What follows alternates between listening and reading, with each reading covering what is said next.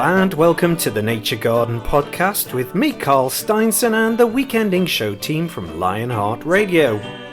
In today's episode, there's a touch of natural tinsel in the air with Tom Pattinson's guide to Christmas trees. Tom Cadwallender is following the highs and the lows of the curlew.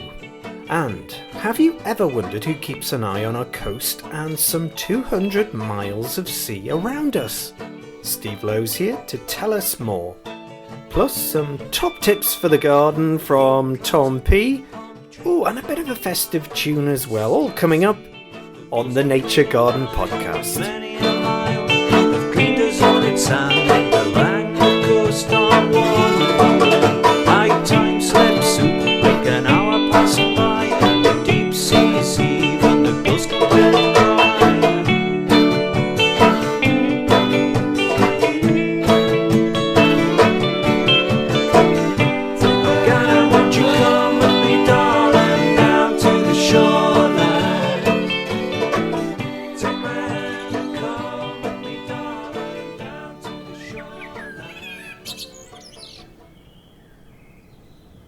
And welcome, folks. Sorry for the delay in the podcast and indeed in the programme because, well, Storm Arwen, just as we thought we were gently tiptoeing our way into winter, Storm Arwen came along and the power went off and, well, yes, unfortunately some people are still without power and there are certainly lessons to be learned here in Northumberland. Your boughs so green in summertime, stay bravely green in wintertime. O tannenbaum, O Christmas tree, how lovely are thy branches. Nordmans, frasers, Norwegian spruces and noble firs. So many choices, but which is the best? Here's Tom with some festive advice on getting the most out of your Christmas tree. Well, there have been plenty of warnings that Christmas is fast approaching. I wanted this week to talk about Christmas trees and how to treat them once you get them home, if indeed you buy a cut tree, and the majority of them are cut. Do you know, this year the prediction is that up to 10 million could be sold between now and the event in the UK. Quite an amazing number. I first saw signs of Christmas about late September in one of the gardening centres. Baubles for sale and little gifts for the tree. And October, it just intensified. By the end of October, there were some actual cut trees up for sale. Quite amazing. And now, of course, they have lots of choice. The problem is, those cut trees have been grown as a crop, a commercial crop. And it takes a few years to cultivate them, whereas when the florist sells flowers which have come from a perennial plant or flowers from an annual plant, they've just taken the most time they've taken to grow those is a year. But Christmas trees, it can take up to 5 years for some of the faster growing ones before their saleable height, and the famous Nordman fir, RBS Nordmanniana, that one can take 10 years to reach 2 meters for sale. So they have to have a 10-year plan going to keep the process going. And 10 million is a lot of trees to find, but they will be on the market. Here's the point. Which tree do you choose? Well, as far as I'm concerned, each year I go for one which has a reputation for hanging onto its needles. They don't all do that. The Norway spruce, Parsia arbies, it is notorious for shedding its needles, even with water, to suck up into the stem. There are no roots, of course, they've been cut. But the Nordman fir, it's really good at hanging onto its needles. But even so, I offer it water.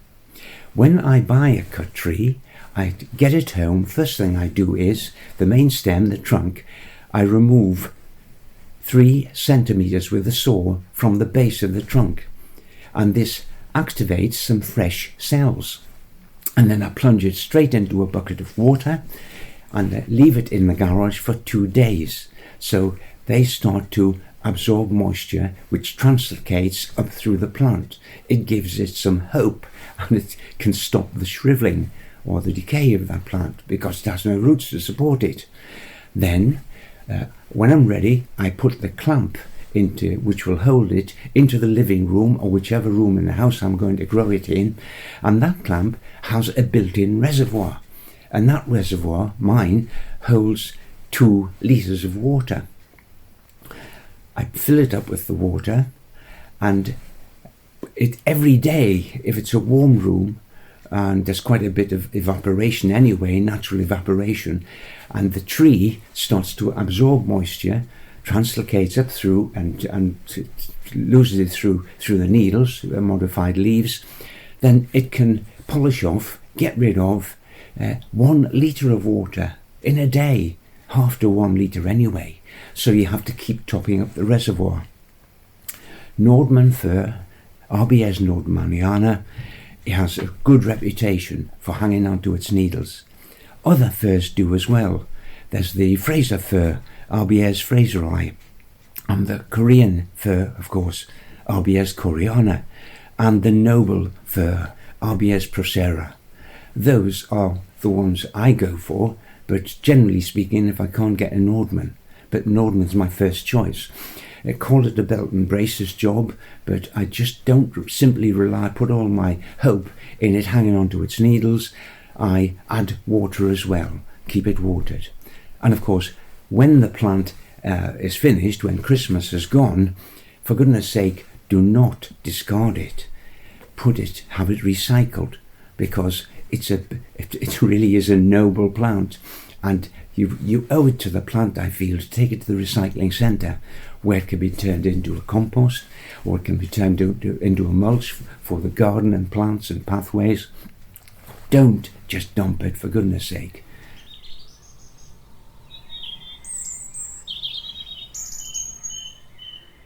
Now, it's one of the avian stars of the county, and the symbol of the Northumberland National Park. Tom Cadwallender from the British Trust for Ornithology, no, he's not the symbol, it's the curlew, and he is falling head over heels for the beautifully wistful call of, yes, the curlew.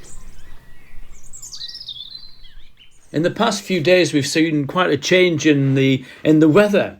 Gone are those kind of benign and almost tropical kind of days we've been having during the late autumn and early winter. We're now getting into winter proper, and temperatures are just sort of scraping above freezing, and that's had quite an interesting sort of effect on some of our wintering birds. And I'm thinking the coastal birds. And curlew in particular. I was wandering round my local patch, the Allen Estuary, just last night, and I was watching flights of curlews come flying into the estuary from nearby farmland. You know, curlews are those wading birds which have got long decurved bills, and they've got this wonderful evocative call, the noise they make during the breeding season and during the winter time. And the local name for them, and indeed the Scottish name for them, is warp, which I find quite fascinating. But anyway, that's kind of a digression. So these birds are coming in from local cultivated fields, and these fields are generally sort of been planted with cereals. So the soil is really quite well cultivated. And the curlews are able to feed in those fields because they can probe quite a long way down. And if you remember, wading birds are quite specialised feeders because of their different shaped bills. And the curlew needs to probe in quite a long way. But it's an amazing, the sensitivity of that bill is quite incredible because they can probe quite a long way, and they're looking for invertebrates. That's what they're looking for, and they can feed on those. And the fields have been quite sort of amenable to that level of feeding. But with the lowering temperatures, it's meant that the ground is a little bit harder, so they're not able to feed so readily. And indeed, the night temperatures on those fields are dropping quite significantly. That's why they're flighting onto the shore, because it's slightly more kind of amenable for them, and so that they're able to sort of survive a bit longer there. So there's a big kind of issue with the curlews that we see. The curlews that we have in the wintertime are not the curlews that breed in the UK during the summer months. Those curlews, the UK breeding population, leaves and it heads kind of west and south and eventually into Ireland, perhaps down into the Iberian Peninsula. And that kind of, the gap is backfilled by birds coming down from Finland and Russia and points north.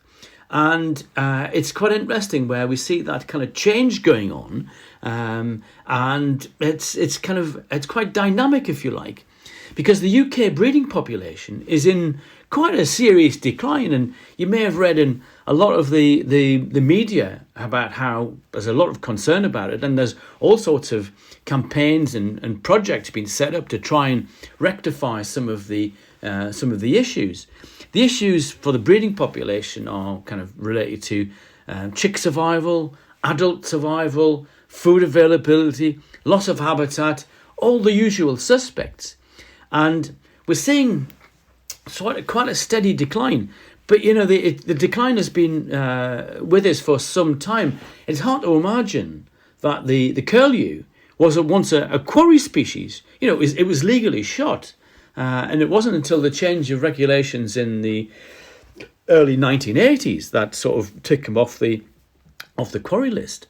And other impacts are kind of they feed on invertebrates, on shellfish, and sometimes the cockle fisheries, of the west coast have had an impact of their on their feeding grounds. And with the regulation of those fisheries, it's meant that there's more food available for some of these birds to feed, but that hasn't changed the survival or the productivity of these birds. And there's still quite a lot of concern about where the food's going to come from, and really how the population is going to fare in the future. And this kind of change, this pressure on the population or the breeding population, is not just in the UK. The Norway and Swedish populations are under a same sort of duress. However, the Finnish population and indeed the Russian population, they're doing quite well. So we're seeing increasing numbers coming to our bit of coastline during the wintertime. So that's kind of reassuring in a sense. But the concern is actually where the numbers are going down and how we can rectify that. But there's a lot of energy being sort of expended now trying to figure out, a lot of cooperation trying to figure out what we should be doing. But for the moment, let's just rejoice in the fact that we've got these curlews coming to our coastlines in the wintertime. And these birds are just a joy to behold. And just reflect upon the fact that they're here and just enjoy them. And next time you're out sort of on the coastline, just see how they're feeding and how they're probing and just love them. They're great. And just think about that call, that eerie sort of wistful call, that fantastic. I just love curlews, me. Great stuff. And now, for something a bit different, we like to do this on the radio show, and now and then we do it on the podcast. Slow down, put the kettle on, have a cuppa, and listen to a little bit of music. And this week, something festive by Derek Allen and Clear Blue Skies. This is a beauty. It's called Winter's Kiss. All aboard, I'm sailing home for Christmas once again. All aboard, I'm sailing home again. All aboard, I'm sailing home for Christmas once again. All aboard, I'm sailing home again. All these magical moments, they never leave. Through the good and the bad, always believed. Carry bags on my feet and my hands and the frost. My old letter to Sunday to say I was lost. All aboard, I'm sailing home for Christmas once again. All aboard, I'm sailing home again. All aboard, I'm sailing home for Christmas once again. All aboard, I'm sailing home again for my winter's kiss. My winter's kiss.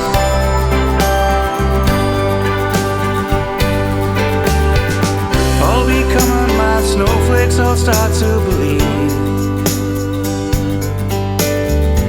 In these times I forgive and it's time to receive. The taste of the day and feel of the eve. With these magical moments I'll never leave. All aboard, I'm sailing home for Christmas once again. All aboard, I'm sailing home again. All aboard, I'm sailing home for Christmas once again. All aboard, I'm sailing home again for my winter's kiss. My winter's kiss. My winter's kiss.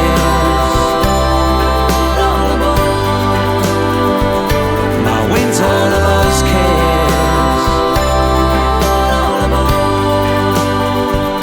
My winter's kiss. This is the Nature Garden Podcast with Carl Stiansen, Tom Pattinson, Tom Cadwallender and Steve Lowe.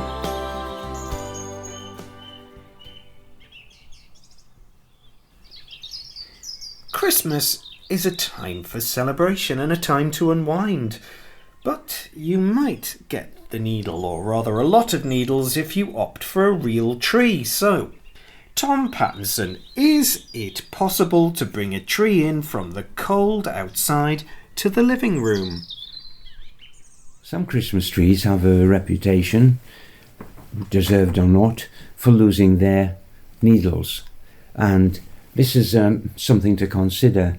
If, as I mentioned, a 2 metre tall tree is in your living room, anywhere in the house, and you're not wearing slippers, you're going to get a shock if it starts. You do get a shock. I've experienced this before in my lifetime. You get a shock when it's cast a few needles and it's you wander into the room first thing in the morning. Anyway, if this happens, then if the Norway spruce hasn't got a good reputation in that respect, Passia RBS, but don't write it off because of that. I mean, there's tradition behind the Norway spruce, and I have discovered when it's been the only choice left to me, I've been late in choosing a Christmas tree, that it responds to the water treatment and the clamp and stand. So there's the Norway spruce as a possibility, and of course the Serbian spruce, Amorica, the blue spruce, of course, Picea pungens, and they're generally less expensive than the Nordman fir. Because it has that needle holding capacity, and it takes a while longer to grow, but these are quicker growers and they serve perfectly well if you treat them well. When you've got them in the room, in the house, if possible, go for the coolest room in the house. That's not always possible if you want it in your living room where it's warm and nice and cozy, but there you are. They last longer, hold the needles longer in that sort of environment. I mentioned the clamp and stand earlier, and you very helpfully the nurseries and the sales outlets have clamps and stands for sale next to the Christmas trees. They're not cheap, but if you buy one, just think you've got 1 year on year if you're going to continue buying cut Christmas trees. This year, I've noticed a huge increase already in the number of living Christmas trees on sale. Some are growing in pots, whilst others have the roots covered in plastic, and you can choose the pot you wish best, or the container you like best. This is something worthwhile. I know we've been encouraged recently, because of the planet, because of environment, because of global warming, to plant as many trees as possible. Well, just because they've got needles, those are modified leaves. They transpire as well. They absorb carbon as well from the air and give off oxygen. So what's wrong with planting a Christmas tree? Ideal choice. And if there's someone in the house who has something to celebrate, an anniversary, or as a child born into the family, that sort of thing, if you have a small Christmas tree growing, get it into a pot if it isn't already in a pot. Put it in the room which is coolest, most light, and it really is essential to monitor the watering of that tree as well when it's growing. And what a good idea.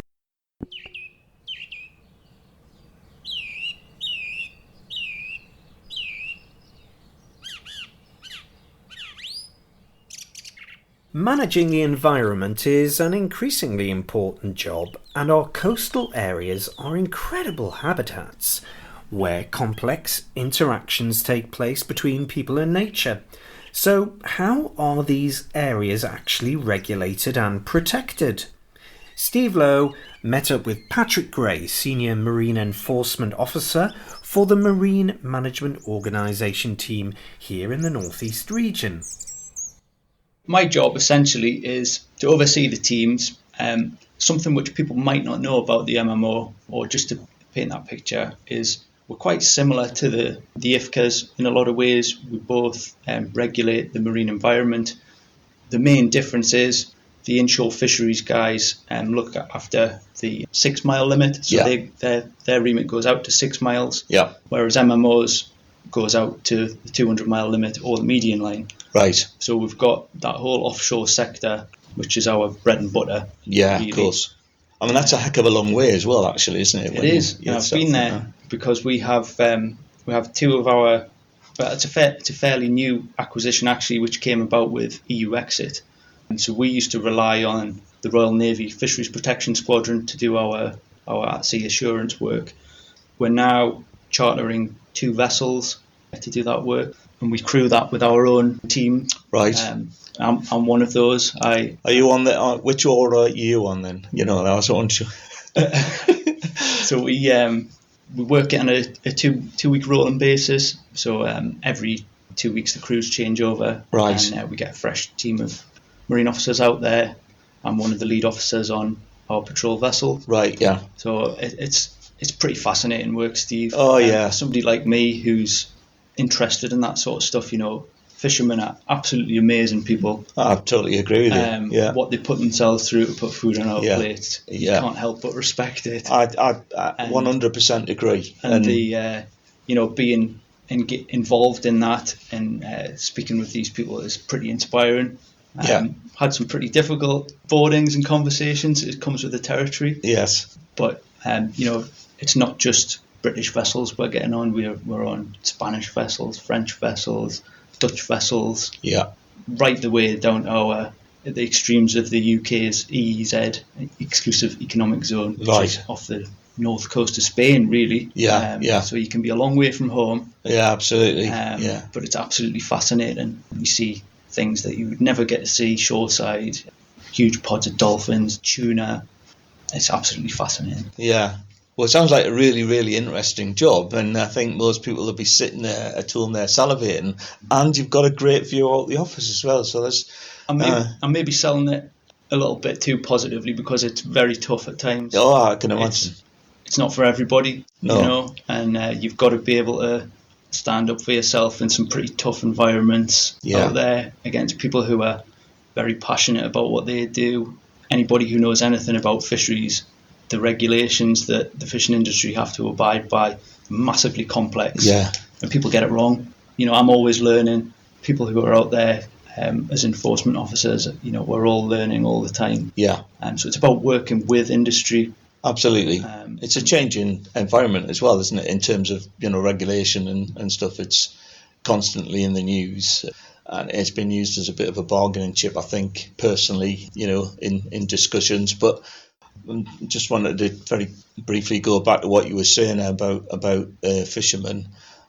I've worked fishing boats myself. I go to sea relatively regularly, and it's a very, very harsh, changeable environment. Mm-hmm. And every time these guys go out, they run the risk of not actually coming back. Absolutely. So, a huge amount of respect for them, as you say. So I never look at the humble fish finger in the same way, really, from that point of view. Absolutely.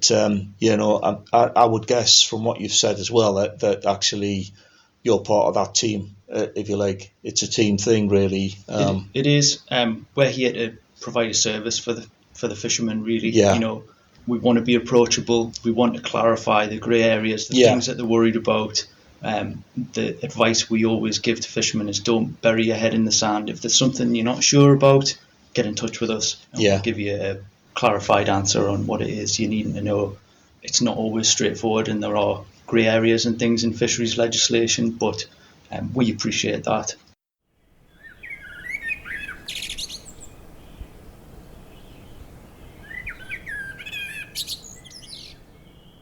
And here's Tom with some things to be getting on with in the garden this week.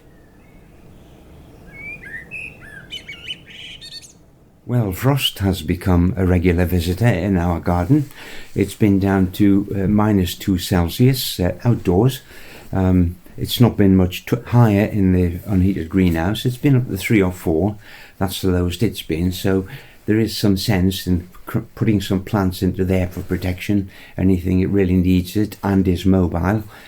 But outside during the day, there's no frost around at the moment, so I'm using every opportunity to dig up and move some of the herbaceous perennials that need removing, dividing them up into sections so that, and potting them if necessary, or putting them into a little nursery bed I've got, so that I'm getting more plants from just simple dividing bulky plants up.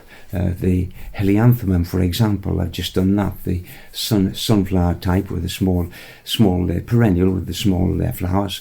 It's a good mainstay for vases and things, so it needs splitting up. And the oregano herb, it's got a thick root as well, massive root, so I'll chop that up, and some people will benefit from them. Also, what I call the black lace plant, the Ophiopogum, Planiscarpus nigrescens, with its black strap-like leaves. It's got fruits on at the moment, but I divide that up. I looked at just saw some in a 9 centimetre pot for sale, and there were nearly £5 for a single plant, and I thought, good grief, I've got so many here, they'll go to the local garden club, they'll appreciate them free of charge. And that's one of the joys of gardening, raising a few plants yourself from the garden, free to you, and you can give them to gardening friends or people interested. Beyond that, I'm looking at a couple of fruit bushes that need moving. I've had my eye on them for a while. There's an old blackcurrant. I'm going to give it a real good going over with the long-handled pruners and get most of the growth stems down to base, and I'll have to wait a year, but it's in the wrong place. I'm digging it up and putting it in another part of the garden. The gooseberry won't receive any serious pruning. I'll need to be careful handling it. They're both 10 years old, these two soft fruit bushes, but I need to move it as well. It's outgrown, it's welcome where it is. I'll top it a little bit, probably take a third of the growth off each of the main stems and transport it as well. But I'll wear protective gloves for that, because, oh gosh, those spines on the gooseberry. The fruits are good, but the spines I do not like. Be moving that. And if there's anything that's like a small fruit tree or a shrub, don't try lifting it if it's going to be too heavy. Just put it onto some sort of material and drag it across the garden to the next planting spot you've marked out for it. now's the time for organic mulch. Fortunately, we have a horse, we have access to the stables, and we get a regular supply. If you don't have a regular supply of organic matter, and you don't compost anything from any garden waste, or you haven't got enough, go along to if there's a local stable or any stable you see, and they'll give you a bag or two if you can bag it up yourself. They're generally happy to get rid of it. So that's a thought for you. Lay into some mulch over the veg beds. Try not to dig the veg beds. I don't, because I like to leave the goodness down there. Once I dig up, say I used to put a lot of manure in for the potatoes, way in advance of planting them, of course, old manure. And when you dig into the ground and you see all those worms and the other organisms in there and the beautiful substance of it, I thought, I can't do that. So I'm not digging, I'm just laying a mulch on the surface of organic matter, and it works its way in. I'm also mulching the fruit trees and any other perennials that I think need it. The winter leeks are coming on beautifully in the sprouts. No cabbage white butterflies around to get at the brassicas, which is a change, and it's good. So the nets are off, and they're just producing. We've already tasted the winter leeks. Lovely. The pigeons are more interested in the leaves of the sprouts anyway. With the spinach, at this time of year, I chop it down to the ground. We've been getting some fresh shoots from it, but it's looking a bit ragged. One or two slugs have been at it. Chop it to ground level, it starts growing again, and by January we'll have some fresh spinach leaves. Apart from that, the birds have stripped the holly. I should have taken some branches off, little stems with the fruits on. They've all gone now, and put them in the garage, in a bucket, which I did last year. But good for the birds, they've helped themselves. Whatever you're doing this coming week, enjoy your gardening. You've been listening to gardener Tom Pattinson, birder Tom Cadwallender from the British Trust for Ornithology, and Steve Lowe from the Northumberland Rivers Trust and Cresswell Peel Tower. I'm Carl Stiansen, and don't forget you can listen back to all the previous reports we've done on the Nature Garden podcast. That's the Nature Garden podcast. Enjoy your gardening and time outdoors with nature, and stay safe. All the best. Bye for now.